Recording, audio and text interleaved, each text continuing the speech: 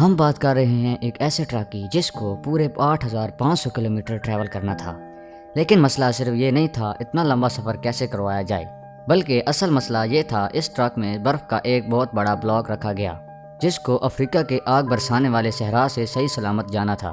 یعنی جس صحرا میں برف تو کیا لوہا بھی نرم پڑ جاتا ہے، اس صحرا میں اس ٹرک کو پورے 10 دن گزارنے تھے۔ لیکن چیلنج یہ تھا کسی بھی حالت میں برف پگھلنے نہ پائے، اور وہ بھی بغیر ریفریجریٹر کی۔ AM کی ویڈیوز میں ایک بار پھر سے خوش آمدید۔ ناظرین، یہ بات ہے 1959 کی، جب پوری دنیا کی اٹینشن ایک آئس بلاک نے گھیر رکھی تھی۔ یہ آئس بلاک 3015 kg وزنی تھا۔ اس کو دنیا کے ایک کونے سے دوسرے کونے تک پہنچایا جانا تھا، اور وہ بھی بغیر ریفریجریٹر کے۔ اس کا سٹارٹنگ پوائنٹ ناروے کے شہر موئی رانا اور اینڈنگ پوائنٹ لیبرا وانیا تھا، جو سینٹرل افریقہ میں ایک شہر ہے۔ لیکن آخر ایسا کیا کیوں جا رہا تھا؟ اس آئس بلاک کو اتنا دور کیوں لے جایا جا رہا تھا؟ اصل میں یہ معاملہ شروع ہوا تھا ایک سال پہلے، یعنی 1958 میں۔ لکسمبرگ یورپ کا ایک ملک ہے جہاں سے ایک بہت فیمس ریڈیو اسٹیشن چلایا جاتا تھا۔ یہ براڈ کاسٹ ریڈیو لکسمبرگ کے نام سے پوری دنیا میں فیمس تھی۔ اس ریڈیو اسٹیشن کی طرف سے سارے سننے والوں کے لیے ایک انوکھا چیلنج رکھا گیا، اور وہ چیلنج یہ تھا کہ اگر کوئی بھی آدمی 3 ٹن وزنی آئس بلاک کو آرکٹک ریجن سے افریقہ تک لے کر جائے گا تو اس کو ایک بہت بھاری انعام دیا جائے گا۔ ریڈیو لکسمبرگ کی طرف سے یہ ڈیسائیڈ کیا گیا تھا کہ ہر کلو گرام آئس کے بدلے میں 1 لاکھ فرانسس دیے جائیں گے، جو آج کے دور میں $16,000 بنتے ہیں۔ ہر 1 kg کے $16,000 یعنی 3 ٹن وزنی آئس بلاک کے $48 ملین بنتے ہیں، جو واقعی ایک بہت بڑی رقم ہے۔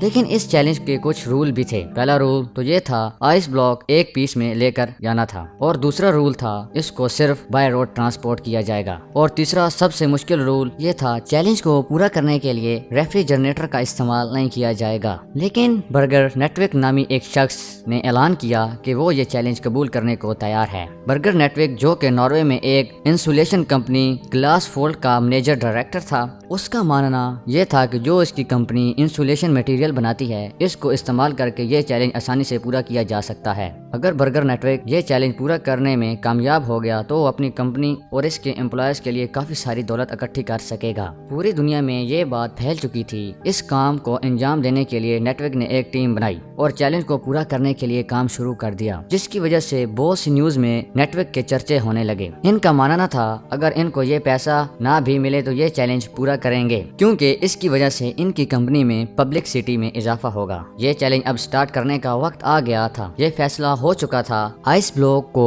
Denmark, Netherland, Belgium, France, Spain اور موراکو کے بعد الجیریا کے صحرا سے گزارا جائے گا۔ نیٹورک کی ٹیم میں ایک ٹرک مکینک اور 2 کیمرہ مین بھی شامل تھے۔ انہوں نے 3 ٹن وزنی آئس بلاک کو گلیشیئر سے کاٹنے کا فیصلہ کیا، لیکن اتنا بڑا آئس بلاک ایک ہی ساتھ اٹھانا کافی مشکل تھا، اس لیے 200 kg کے بلاکس کو کاٹ کر ہیلی کاپٹرز کے ذریعے نیچے بھیجا گیا۔ نیٹورک اور ان کی محنت کو کافی زیادہ میڈیا اٹینشنز بھی مل رہی تھیں، اور اس وجہ سے کئی کمپنیوں نے نیٹورک کے اس چیلنج کو پورا کرنے کے لیے ان کو اسپانسرشپ کرنا شروع کر دیا۔ شیل نے فیول کا ذمہ اٹھایا اور سکینیا نے ان کو ٹرک دیا جس میں آئس بلاک رکھا جانا تھا۔ 200 kg بلاکس کو گلیشیئر سے نیچے لا کر دوبارہ فریز کیا گیا اور 3500 kg کا ایک سنگل بلاک بنایا گیا۔ اس بلاک کو ایک خاص کنٹینر میں ڈال کر ٹرک میں لوڈ کیا گیا، جس کی سائڈ پر ایک خاص گلاس وول سے اس کی انسولیشن کی گئی۔ اچھی طرح انسولیشن کرنے کے بعد آخرکار یہ انوکھا سفر شروع کیا گیا۔ کافی سفر کرنے کے بعد جب ٹرک افریقہ کی زمین میں داخل ہو چکا تھا، جہاں دن میں گرمی انتہائی شدید پڑتی تھی اور نہ صرف آئس بلاک کے پگھلنے کا خطرہ تھا بلکہ گرم ریت میں سفر کرنے سے ٹرک کے انجن کو بھی خطرہ تھا، اور ان کے ساتھ کرو کی صحت خراب ہونے کا بھی خطرہ تھا۔ اس صحرا میں زیادہ سفر کرنے کی وجہ سے ٹرک بار بار ریت میں پھنس جاتا تھا، اور ان کو منزل تک پہنچانے میں جتنی جلدی تھی اتنا ہی زیادہ ان کے راستے میں مشکلات آ رہی تھیں۔ ان سب مشکلات کا سامنا کرنے کے بعد اب ٹرک پورے 28 دن کا سفر کر کے اپنی منزل لیبریاوی پہنچنے میں کامیاب ہو گیا۔ لیبریاوی پہنچنے پر ان کا بھرپور استقبال کیا گیا۔ امید ہے AMT کی ویڈیوز لائک اور شیئر کریں گے۔